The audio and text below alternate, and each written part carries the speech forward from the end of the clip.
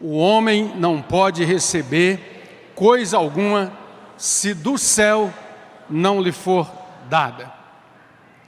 Uma outra versão desse texto de João 3:27 diz assim: ninguém pode ter alguma coisa se ela não lhe for dada por Deus.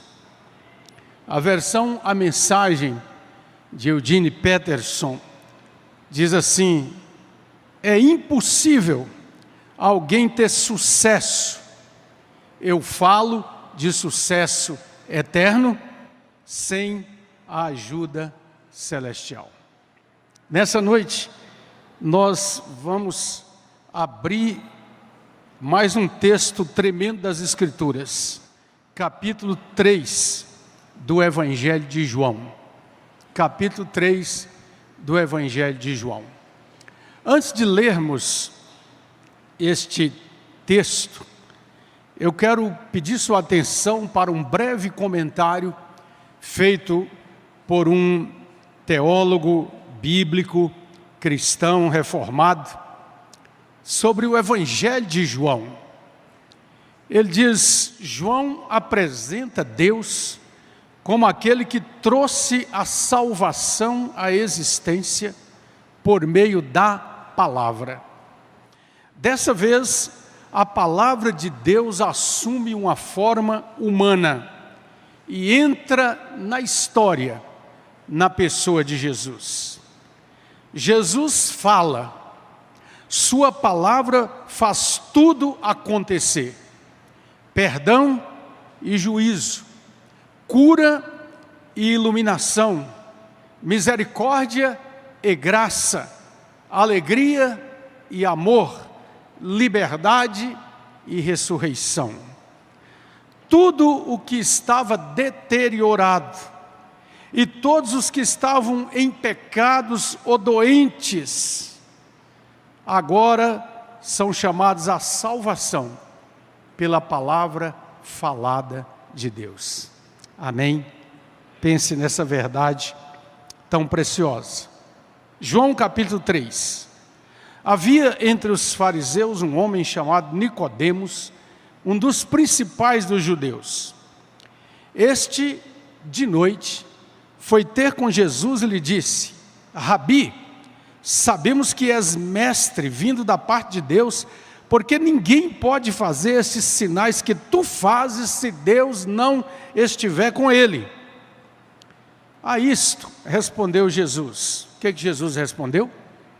Em verdade te digo, que se alguém não nascer de novo, não pode ver o reino de Deus. Perguntou-lhe Nicodemos: como pode um homem nascer sendo já velho? Pode porventura voltar ao ventre da sua mãe e nascer segunda vez? Respondeu Jesus. Qual foi a resposta de Jesus? Em verdade te digo, quem não nascer da água e do Espírito não pode entrar no reino de Deus. O que é nascido da carne é carne, e o que é nascido do Espírito é Espírito. Não te admires de eu te dizer: é necessário nascer de novo. Quero pedir para vocês lerem comigo do verso 8 até o 12, vamos lá? O vento sopra onde quer, ouves a sua voz, mas não sabes de onde vem, nem para onde vai. Assim é todo o que é nascido do Espírito. Então lhe perguntou Nicodemos, vamos juntos? Como pode suceder isto? Acudiu Jesus: tu és mestre em Israel e não compreendes estas coisas? Em verdade te digo que nós dizemos o que sabemos e testificamos o que temos visto, contudo, não aceitais o nosso testemunho. Se tratando de coisas terrenas, não me credes, como crereis se eu vos falar das celestiais? Ora, ninguém subiu ao céu, senão aquele que de lá desceu, a saber, o Filho do Homem que está nos céus. E do modo porque Moisés levantou a serpente no deserto, assim importa que o Filho do Homem seja levantado para que todo que nele crê tenha a vida eterna. Vamos juntos. 16. Porque Deus amou ao mundo de tal maneira que deu o seu Filho unigênito, para que todo o que nele crê não pereça, mas tenha a vida eterna.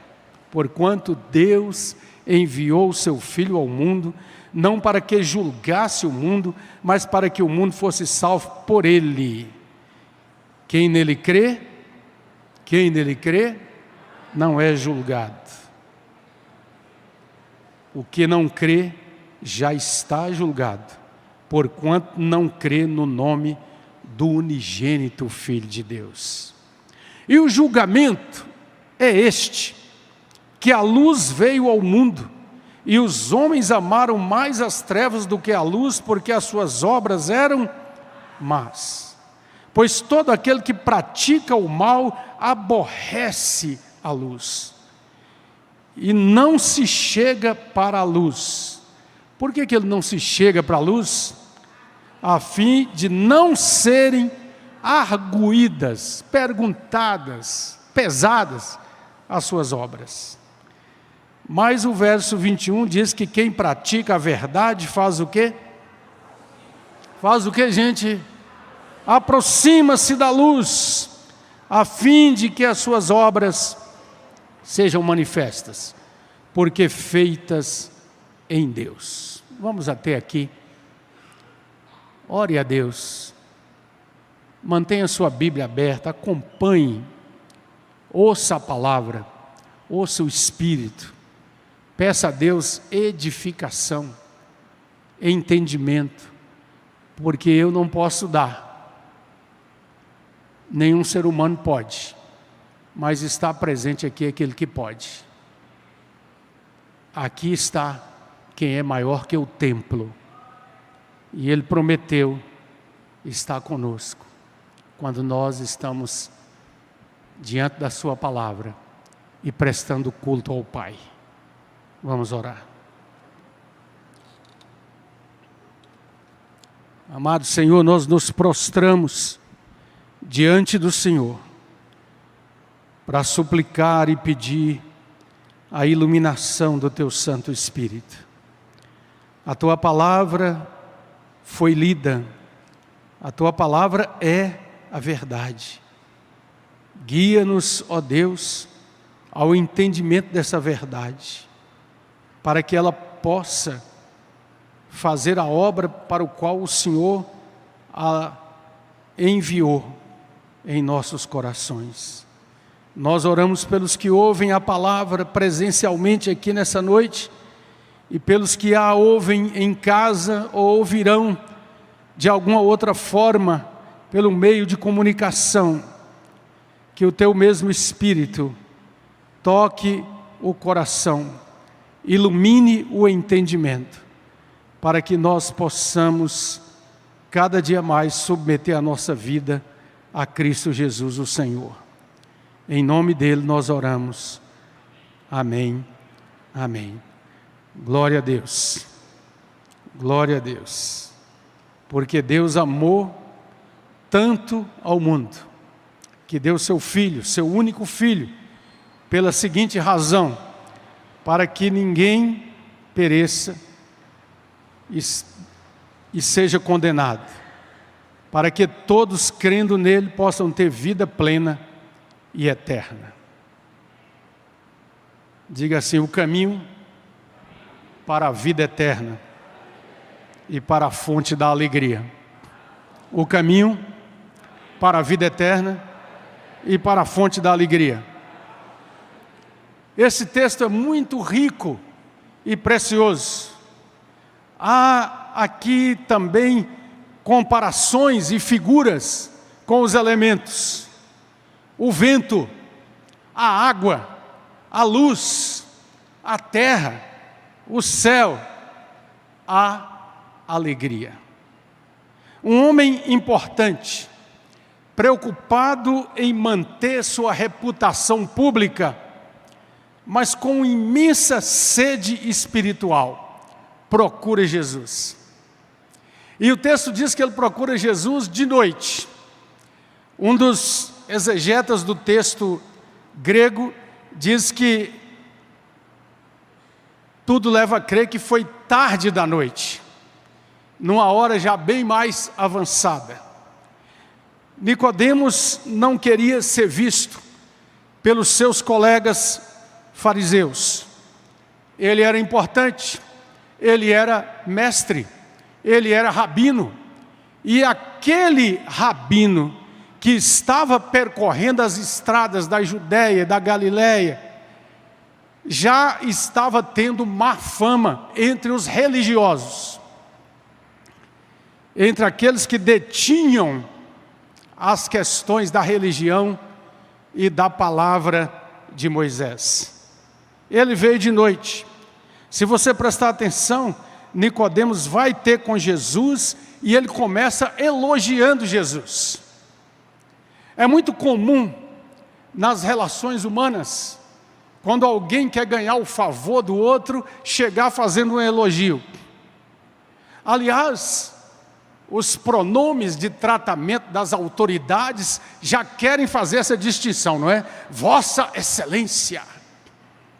As coisas que são comuns entre os homens, e Nicodemos também disciplinado nessa diplomacia do ficar bem, do politicamente correto. Ô Senhor, eu sei que o Senhor é um mestre vindo da parte de Deus, porque eu estou anotando o que o Senhor está fazendo. Quem está acompanhando a série The Chosen, viu lá alguns episódios com Nicodemos, a importância que ele tinha como mestre e tudo mais. É bom analisar a resposta de Jesus, porque aqui já tem aprendizado para nós. Jesus poderia muito bem ter dito: Nicodemos, eu também sei quem você é. Você também é um mestre em Israel. Oh, nós somos da mesma confraria, né? Mas o que Jesus diz para ele? É preciso nascer de novo. Ele está falando com um mestre que tinha toda aquela reputação de conhecer Moisés e os profetas, de saber tudo a respeito do Deus de Israel. É uma resposta inesperada. E então Deus diz para ele: você precisa nascer de novo. Amados e amadas, o grande desastre na vida de muita gente, e na minha caminhada cristã eu conheci alguns aqui, ali e acolá, que até se aproximaram da igreja de Cristo em algum momento, que até sentiram também uma certa sede espiritual de conhecer a Deus e os seus caminhos, mas se julgavam tão importantes, queriam até mesmo que no ambiente da igreja fossem distinguidos de alguma forma, porque lá fora tem títulos e valores humanos. Mas o Evangelho não é uma proposta de glorificação do homem. O Evangelho nos confronta para que prostremos aos pés do Salvador único, que pode nos conduzir à vida eterna. Vocês conhecem o texto, é um texto muito conhecido, não queremos entrar nos detalhes aqui, mas ele diz para Nicodemos, Jesus disse: se você não nascer da água e do Espírito. Aqui não é uma referência direta ao batismo, como alguns às vezes têm interpretado, mas é uma referência àquilo que um mestre judeu sabia. Tudo aquilo que foi revelado a Israel com relação à fonte de purificação e de renovação. Por exemplo, o texto de Ezequiel, lá no capítulo 36, e Nicodemos conhecia, quando Deus diz assim: então aspergirei água pura sobre vós, e ficareis purificados de todas as vossas imundícias e de todos os vossos ídolos, eu vos purificarei, dar-vos-ei coração novo, e porei dentro de vós espírito novo, tirarei de vós o coração de pedra, e vos darei coração de carne. é promessa de Deus. Nascer da água é entrar numa comunhão com Jesus para compreender que só Ele pode nos purificar, só Ele pode nos lavar, nos perdoar da iniquidade e nos fazer dignos de entrar no reino e de viver no reino. George MacDonald, um teólogo e escritor inglês do século XIX, ele disse uma coisa interessante: conhecer uma flor é mais sublime do que saber tudo de botânica, porque quem acha que só conhece a Cristo se souber tudo de teologia e tudo que é dito sobre sua pessoa e sua obra, não conheceu a intimidade da sua graça e da sua companhia. Então, ele fala da água que purifica, mas ele diz para Nicodemos também a respeito do vento. O vento sopra onde quer, ouves a sua voz, sabes de onde ele vem e para onde vai. Assim é todo que é nascido do Espírito. Jesus ensina e quer fazer que esse mestre em Israel entenda que há agora, com a sua presença no mundo, e esse é um tema claro no Evangelho de João, chegou aquele que conduz de fato à fonte da vida eterna. Stênios Márcios, em uma das suas canções, ele diz assim: quem sabe de onde vem o vento? Quem sabe para onde vai? Assim é todo que é nascido do eterno Espírito do Pai. É obra de Deus. É obra poderosa do Espírito Santo. Eu escutei um noticiário há alguns anos atrás. Houve uma confusão no grande aeroporto de Frankfurt, na Alemanha. Um vento inesperado soprou naquela madrugada. Alguns aviões estacionados no pátio viraram de lado. Houve várias situações que inclusive trouxeram algum pânico. E eu ouvi o superintendente daquele aeroporto dizendo as seguintes palavras: nós temos a melhor tecnologia do mundo. Nós nunca tivemos acidentes aqui. Nós temos tudo que é mais perfeito. Mas quem pode controlar o vento? Eu disse aleluia. Ele disse o que a palavra de Deus está dizendo. A obra do Espírito Santo, irmãos, é uma obra que foge ao controle do ser humano. A mesma palavra no grego e hebraico para vento é a palavra para Espírito Santo, Espírito de Deus. Então nós precisamos compreender que esse nascimento é do alto, é operado por Deus. A água, diga água, o vento, a luz. A luz revela o que estava escondido. O texto nos diz que quem ama a luz é aquele que tem paixão pela verdade, que pratica a verdade. Mas quem não ama a luz é justamente aquele que está ainda na prática do mal. Um teólogo diz assim: esta é a situação. A luz de Deus invadiu o mundo, mas a humanidade inteira correu para as trevas. Fizeram ou fugiram porque não estavam interessados em agradar a Deus. Aquele que pratica o mal é viciado em negar a realidade e iludir-se a si mesmo, e por isso odeia a luz de Deus. Não quer ser submetido a uma exposição que pode ser dolorosa. Jesus está dizendo para esse mestre da religião que agora ele, como luz de Deus que vem a esse mundo, nos traz um confronto com a realidade do mundo caído, que ama as trevas, a escuridão, que pratica o mal e, portanto, não quer ser esquadrinhado e tratado pela luz. C.S. Lewis usa uma ilustração dos ratos no porão. Quem já teve um porão em casa, ou um lugar na roça, um lugar assim, onde guarda alguma coisa, sabe que quando você entra naquele lugar escuro, acende uma lanterna, você logo ouve o barulho dos ratos fugindo, não é mesmo? Não é que os ratos não estivessem ali, eles já estavam ali, mas a luz chegando os incomoda e eles têm que fugir. É uma ilustração um tanto assim dura, até grotesca, mas é verdade.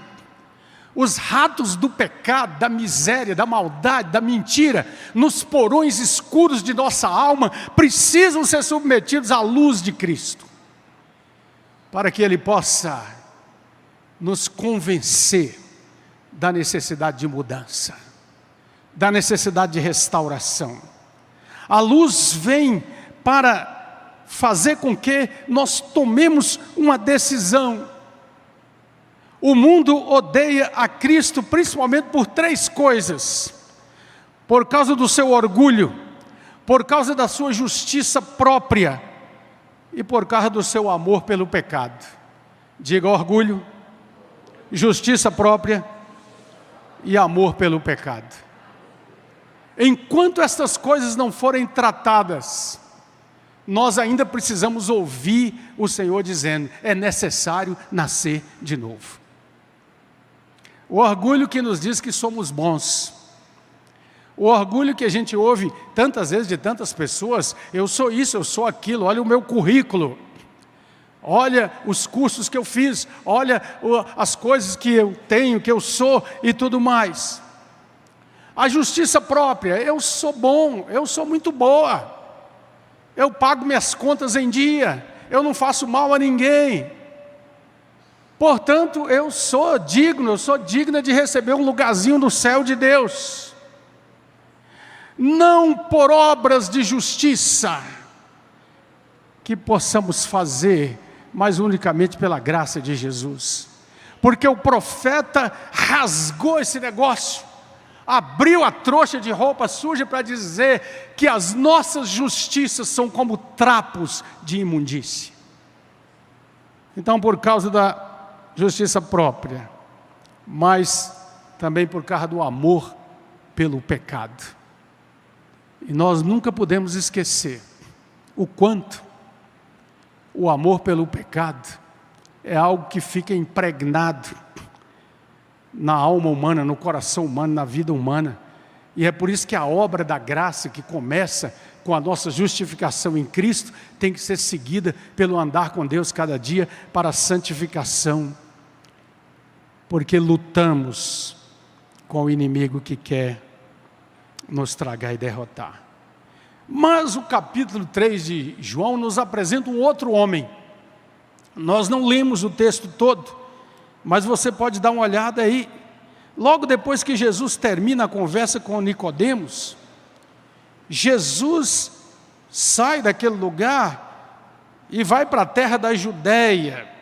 E lá João Batista, antes o mestre da lei, com certeza bem vestido, com a sua toga e os seus distintivos de homem ilustre entre os judeus, mas agora é um homem estranho, um peregrino do deserto, um homem de um estilo de vida despojado, vestido com muita simplicidade, com um pano sobre suas costas, que diz a palavra se alimentava de gafanhotos, de mel silvestre, um pregador eloquente, cheio de chamas, inflamado por Deus, pregando arrependimento.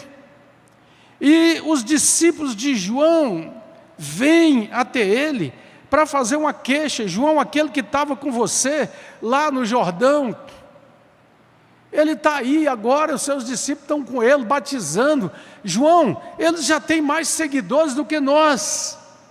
E esse é um momento interessante, Porque diz o texto que João, e olha para o versículo 26, João diz assim: foram ter com João e lhe disseram: mestre, aquele que estava contigo além do Jordão, do qual tem dado testemunho, está batizando, e todos lhe saem ao encontro. É uma queixa, uma preocupação, aqui com número, com grandeza, mas João responde: o homem não pode receber coisa alguma se do céu não lhe for dada.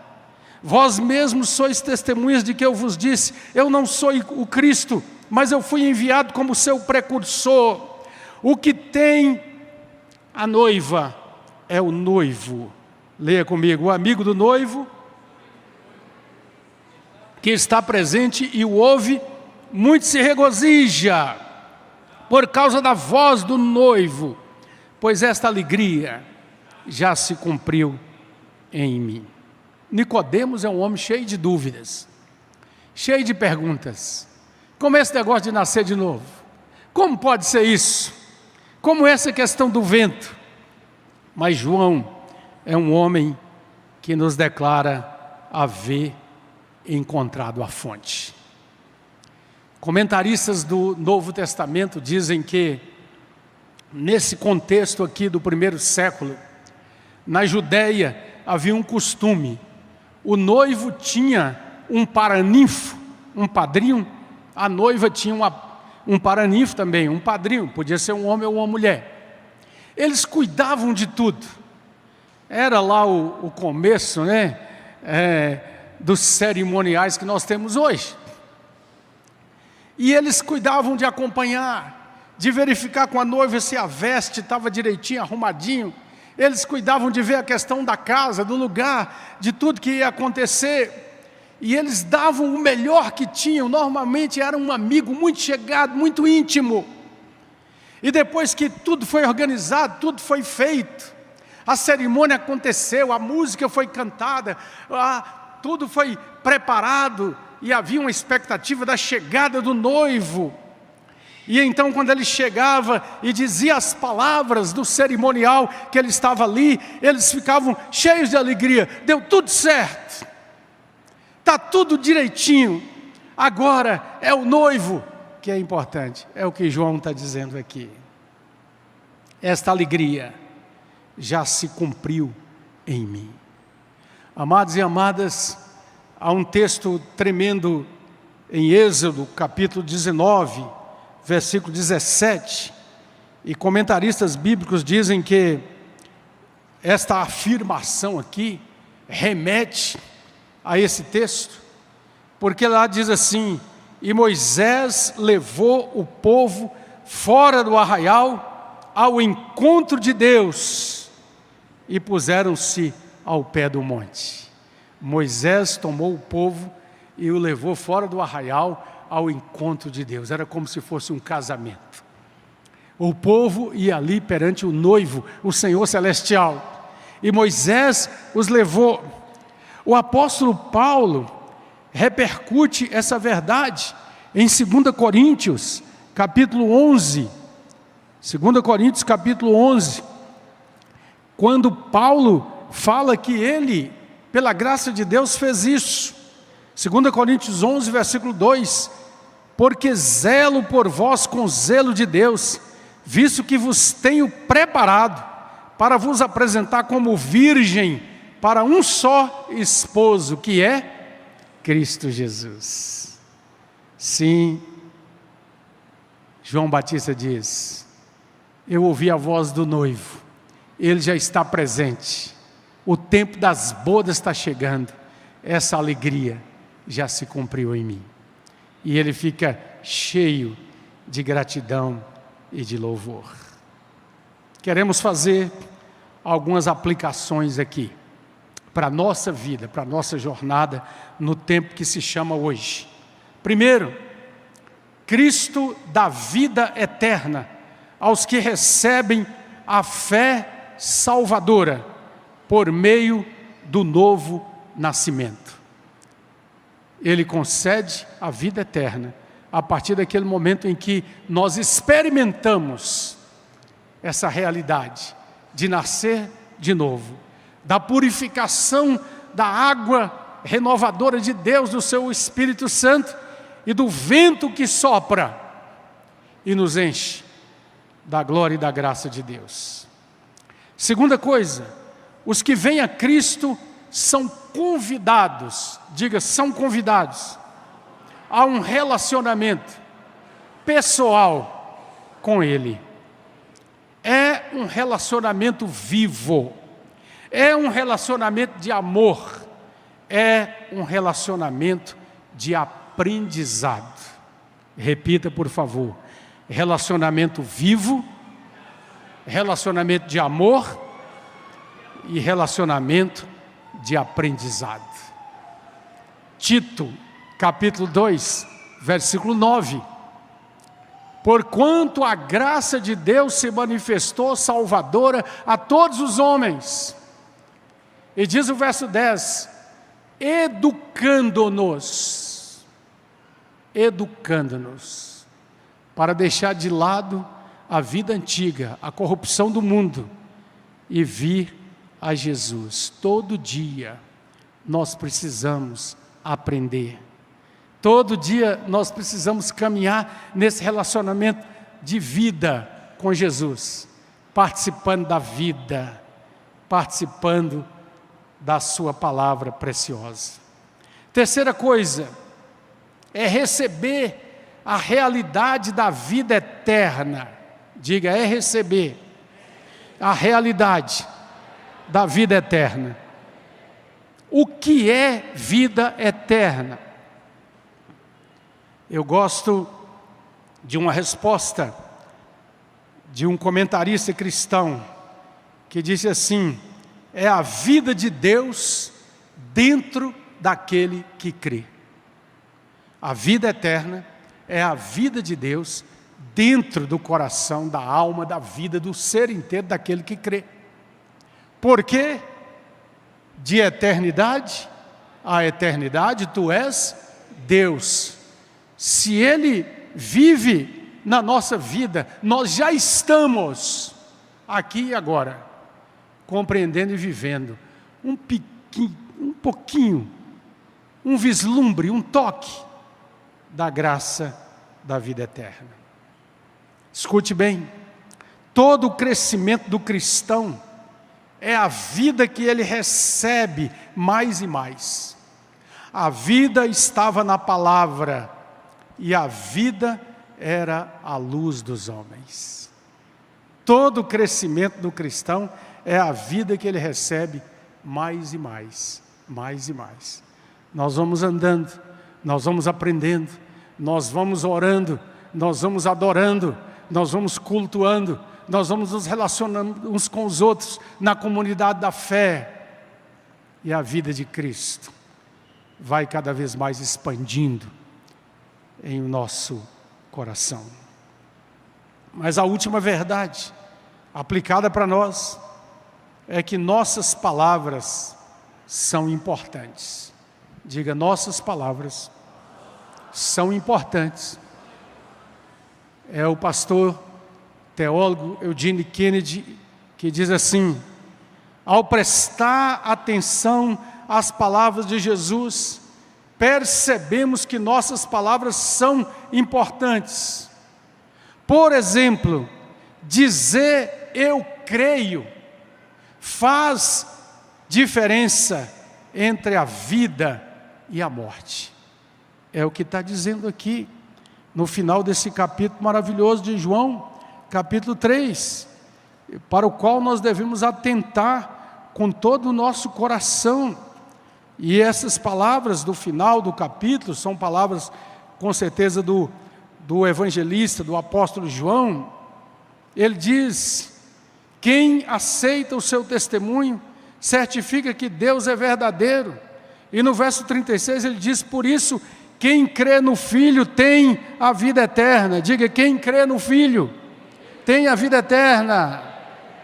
Mas aquele que se mantém rebelde contra o Filho não verá a vida, mas permanece sobre ele a ira de Deus.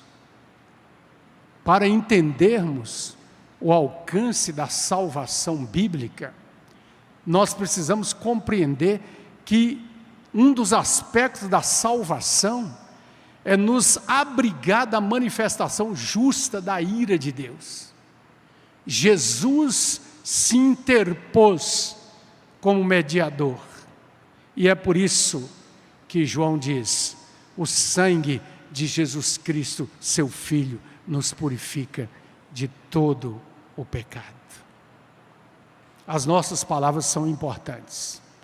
Estamos vivendo num tempo de muitas palavras, milhares de palavras, bilhões de palavras. Estamos vivendo a geração que desenvolveu a tecnologia de um instrumento, de um aparelho, onde não há limite para as palavras. Palavras precipitadas, palavras impensadas, palavras que machucam, palavras que são soltas ao léu no vento, palavras de gurus daqui e dali, palavras de pretensos guias das pessoas. E eu me entristeço muito quando eu ouço um cristão falar: eu estou seguindo fulana, eu estou seguindo fulano. Pelo amor de Deus, evita essa palavra. Nós seguimos a Jesus. Você entende o que eu quero dizer? Você pode até dizer: olha, eu gosto de olhar o que fulano fala, o que eu diz. Você não segue. Nós somos chamados para seguir o Rei dos Reis, e as suas palavras são verdade e vida. E Ele não vai passar um zap para você, para falar que está tudo bem se você está andando no pecado. Pelo contrário, Ele vai dizer: arrependei-vos e crede no Evangelho, porque hoje é o dia aceitável, hoje é o dia da salvação. Mas Ele também disse: vós não quereis vir a mim para terdes vida, morrereis nos vossos pecados. Sabe o que o George MacDonald diz também? Eu gosto dos escritos desse irmão. Escute bem: o único princípio do inferno é: eu pertenço a mim mesmo. Você ouviu? O único princípio do inferno é: eu pertenço a mim mesmo.